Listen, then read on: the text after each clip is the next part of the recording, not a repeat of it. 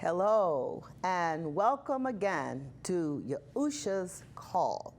I'm Myra Waiters, your host and prophet of the Most High. I thank you for tuning in.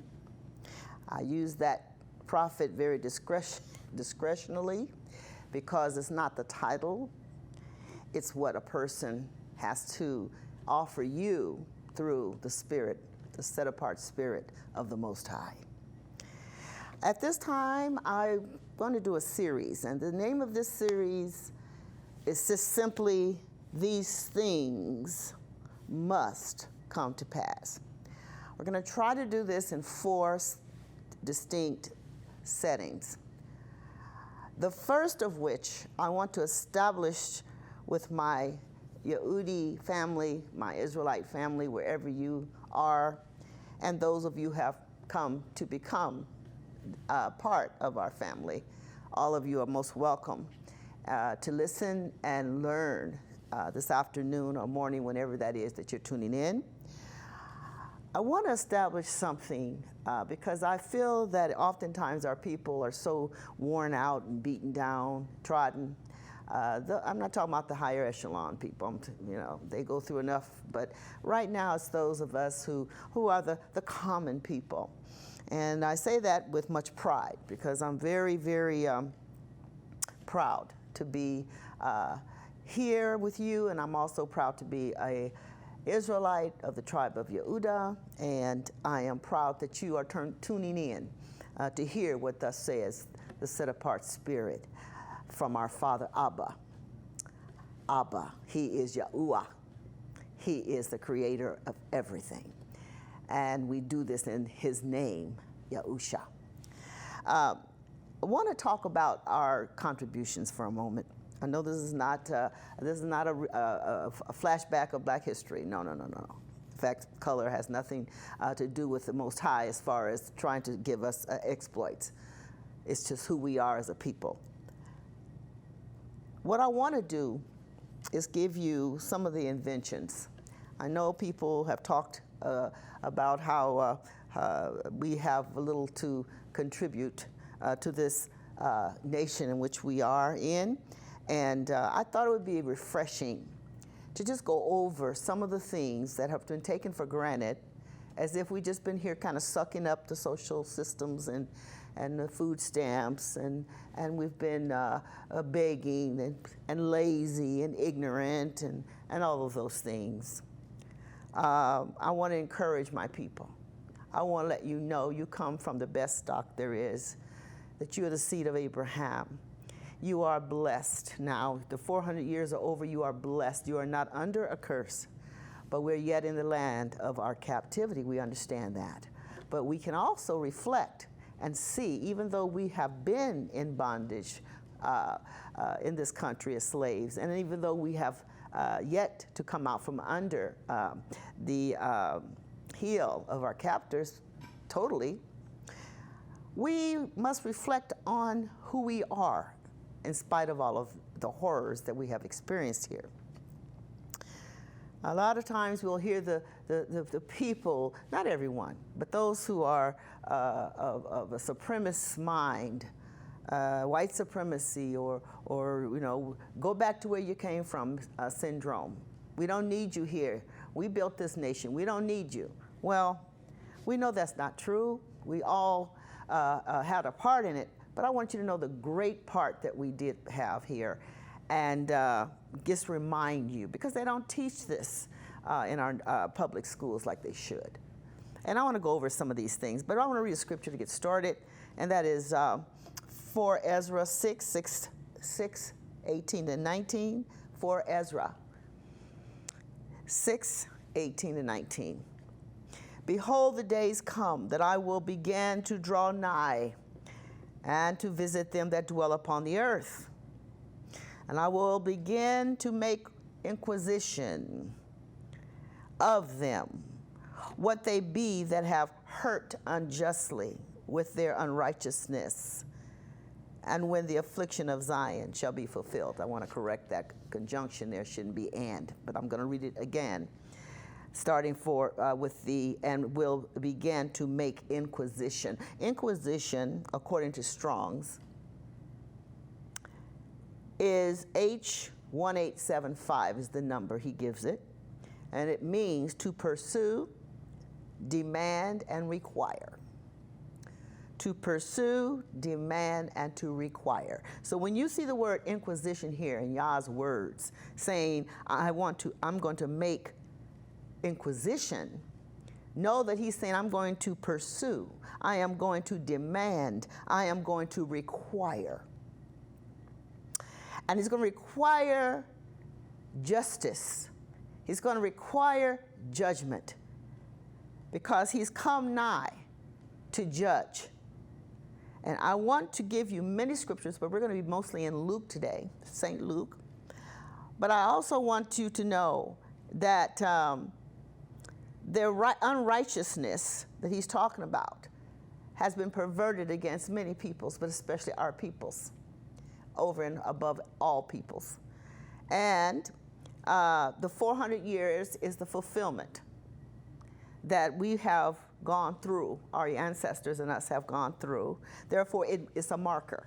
So he says that when the affliction of Zion shall be fulfilled, the affliction of Zion is about over. We're at the benchmark, 400 years of captivity here.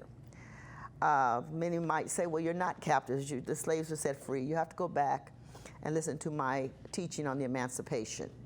And then that'll explain to you what I'm saying. I'm not going to go back over that and teach it again. I'll take up too much time for this. So let me go now and just to tell you some of the things you can square your shoulders back and put your feet up and just listen to some of the things that we as a people have done for the nation that we are captive to. Number one, I don't have everything now. I mean, I have pages, okay? Because many of our inventions were patented, all right, by the Caucasoid, but they were not necessarily the creator of it in all circumstances. Or we helped in a major part of some inventions and we still didn't get credit for it. But I'm not trying to do vendetta here. I just want to let you know you can be very proud of your people. And you can also know under all of this stress and bondage and all of this hate, we came up and we did things that were miraculous. Because why? I call it the Joseph syndrome. The Joseph syndrome. You know, Joseph was sold by his brothers, and he was sold into bondage. He was pulled out of the pit and carried to Egypt. And he was put in as a slave and put in the house of Potiphar. And then from there, falsely accused, he was put into prison where he stayed 20 years. People don't realize how long he was there. So you look at just Potiphar's house, 13, and then he was in prison. That right there is what, 27, almost 30 years. And we know he was there a little longer than that, because he a lot longer, because he also was promoted by Pharaoh, as we know, second in command in Egypt, because of the vision that the dream of Potiphar, of Pharaoh, and the interpretation thereof by Yah through Joseph. All right, with all that pushed aside, let's look at some of the things. Even though we're here, like Joseph was, and we're in bondage like Joseph was, he was a blessing wherever he was. We are a blessing to this nation, whether they want to recognize it or not. All right? Electric light bulb, for instance. Did you know that Lewis Howard Latimer, September 4th, 1848 to December 11th, 1928, was an American inventor? And he was a patent draftsman for the light bulb and the telephone through Thomas Edison.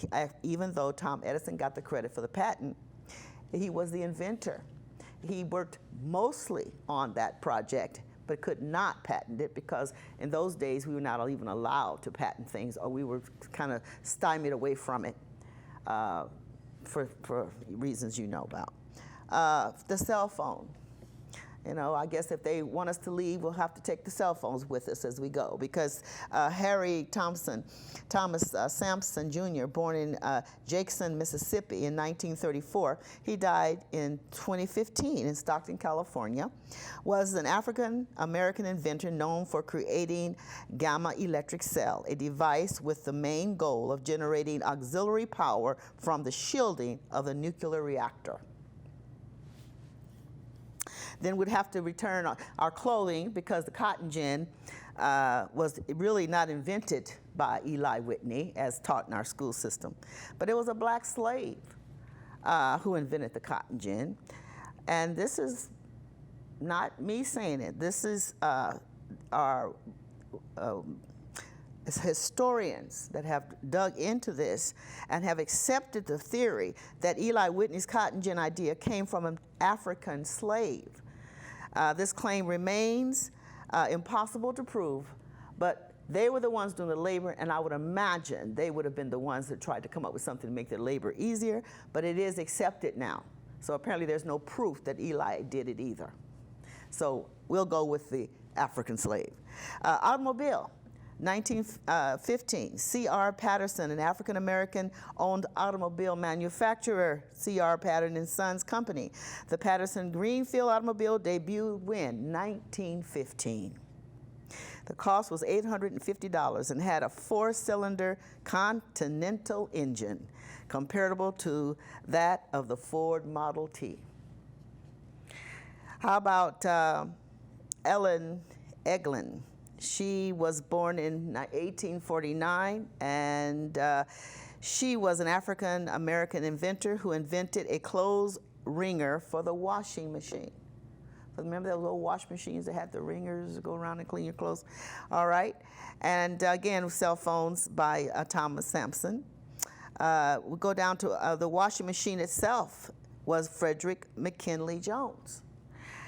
He was from 1893, then he passed in 1961. He was an entrepreneur, winner of the National Medal of Technology, and an inductee to the National Inventors Hall of Fame. And his innovations in refrigeration brought great improvement to the long-haul transportation of perishable foods. So when you see those refrigerator trucks going down the highway, you can salute. Come on now, Mr. McKinley Jones. All right. Automatic, you know, the doors that you close when you get on an elevator, the automatic doors for the elevator. Well, you can give thanks to Alexander Miles. May 18th, 1838 to May 7th, 1918, was an African-American inventor, best known for being awarded as a patent for an automatically opening and closing elevator door design.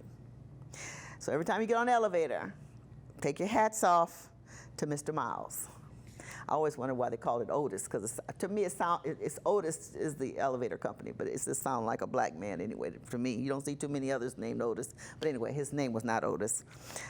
It was Miles, Alexander Miles. Refrigeration, again, Frederick McKinley Jones. And then we go down to Dr. George George Washington Carver. And he wasn't just a peanut butter inventor. No, Carver's work resulted in the creation of more than 300 products from peanuts, contributing greatly to the economic improvement of, listen to this, the rural South. The rural South. Yes, Mr. Carver contributed greatly to the economic improvement of rural South with his peanut products. Some of his products, achievements, would be that he was a scientist that studied diseases, and he made more than 300 products from peanuts. He made soap and ink and peanuts, and he made He made potatoes, sweet potatoes, including flour, candy, products from pecans, and building material for walls, cotton stalks. He had many good ideas, and you should study some of the things. 300, that's a lot of product. You may not know Mr. Garrett Augustus Morgan. Mr. Morgan opened up a sewing machine and shoe repair shop in Cincinnati, Ohio in 1907. One of his first creations was a liquid that straightened the fabric. Like you spray your spray starch, that straightens the fabric out. And then later he sold the product after also inventing well, actually it was the same product, I think, but he enhanced it for hair straightening product. That's Mr. Garrett Augustus Morgan. In 1911, he invented a safety hood and smoke protector for firefighters. And that's I guess the lining that can get moist and wet and stay wet while a fireman is fighting a fire. Because out of a tragedy, he wanted to help. So when you see firemen going into fires, you can take your hat off to Mr. Garrett Augustus Morgan. Mr. Drew was an African-American, Charles Drew was an African-American surgeon, felt called to study of medicine because his sister Elsie died of influenza.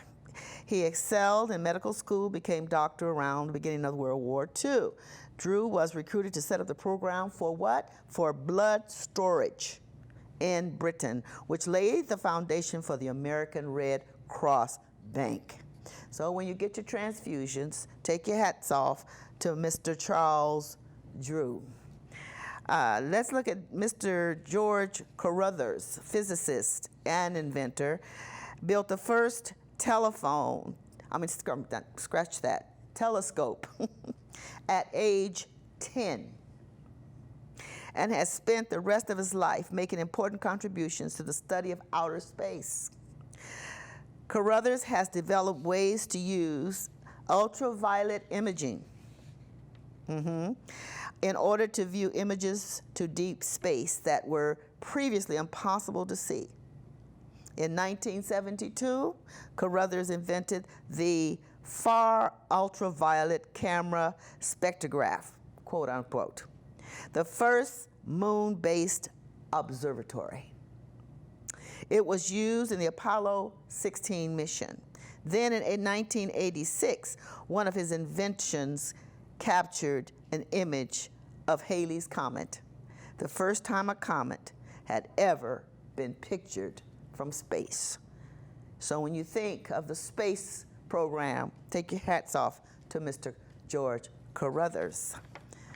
And I'm going to name one more, because there could be pages and pages, but just to give you an explanation of some of the others in a short form. Elijah McCoy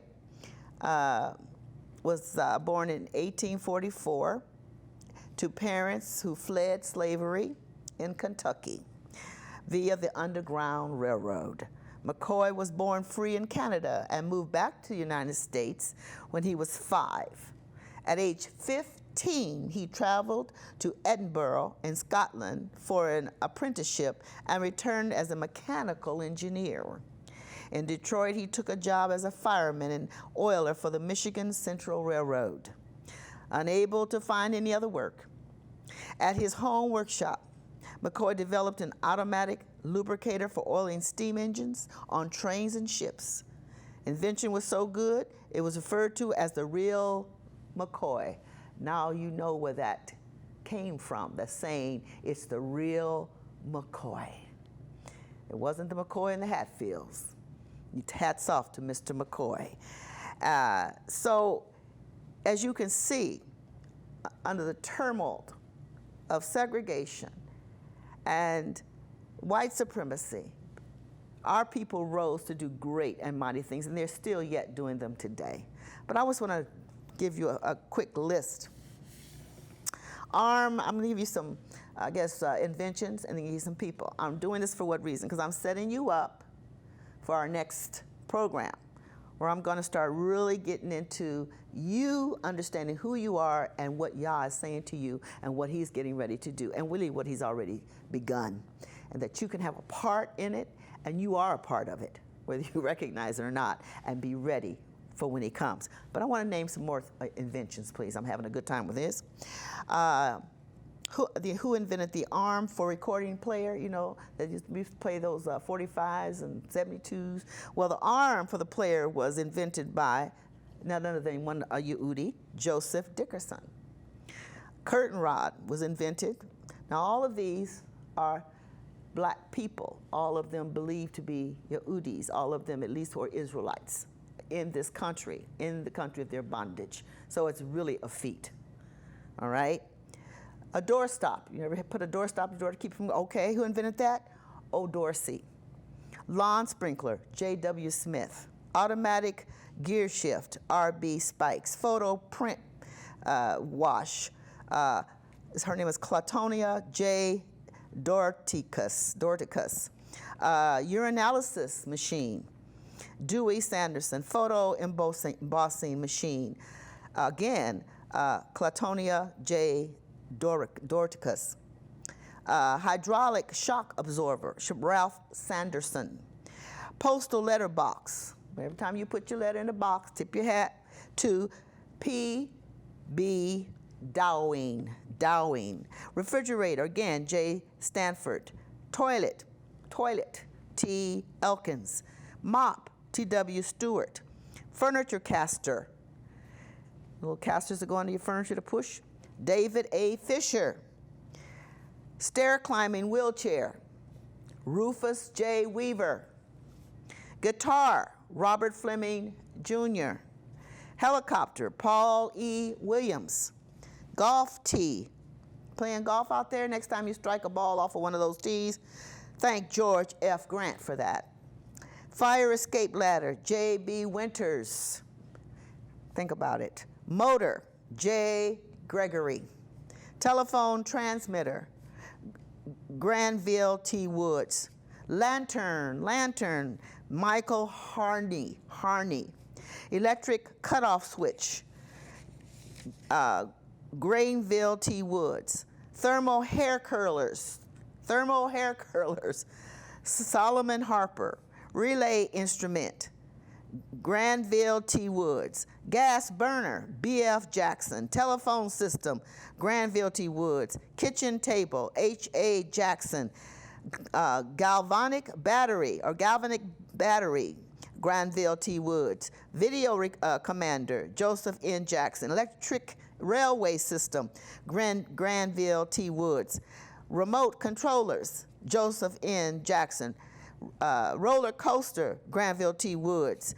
Sanaphone, Jerry Johnson. And auto air brake, Granville T. Woods. And that's just a few of many. So when you talk about we're worthless and we haven't really contributed anything, and that's just that list. We're not talking about anything else because we have economic expertise, banking expertise, we're actors, we're singers, we're dancers, we're sports figures. We have contributed to the well-being of this country, and when we leave it, it will be felt. It will be felt. But I want to encourage you as my brothers and my sisters. When someone talks against your people, don't believe it. If we pulled everything out that we have invented, this whole place would just be dust. Don't even worry about that. Just know that the reason we were in bondage was not anyone's fault but our own for misguidedness, and we just through that misguidedness, we took and broke covenant with Yahuah. We were told in Deuteronomy 28 that we would, in 68th verse, we would come here in chains. Now we were supposed to serve throughout the earth. Israel was out there already. Yahudah came last and then was sent back home, and then they still acted up and got sent out again. Whatever that was in us that was just pure disobedience, Yah sent Yahusha. He brought salvation with his right arm. And all we have to do now is to believe it. And not only believe that he is our God, he is our Yah. He is the Yah of the Israelites. And to those who want to convert, we ask you to teach these things to your children. Let them know because of the blessing that was yet still inside of us, we were able to bless this nation. It is rich because of your backs. It is rich because of your input. That it was not done in a closet, but it was never announced, and was never pushed in our history books. The truth must be known so that we can understand. I just heard the other day, and my daughter was telling me that so many parents here in the United States are purchasing essays and research papers for their children from Africans in Kenya. And they're shipping them over, and those reports many times are not even written by the students that turn them in, but by a foreign student of black hue. I think what I'm trying to say is, be proud of who you are, but don't be so proud no one can approach you. That's not the kind of proud I'm talking about. Just know you're not to be beaten down any longer. No more browbeating. You are somebody in Yahuah. That's who you are. And you'll never, ever, ever to forget that you are a blessed people now, out from under the curse, that you are the Yahudis. You are those who came into bondage, and you are those now about to be completely exonerated. For like I read the scripture coming in, it said, the days will come, and those days are here now, all right, when our Father Abba, Yahuah, has drawn near, and he is what? He is bringing inquisition to this earth for those who have harmed you, hurt, maimed, killed, stolen from our people down through the years. Whoever they are, Edomites and others. Some of our own people have done some of the worst things to us, but we understand that. You be ready to meet Yahuah. Would you do that? Pray about it, okay? See you on part 2. 3 things, but these things must come to pass. Bye-bye.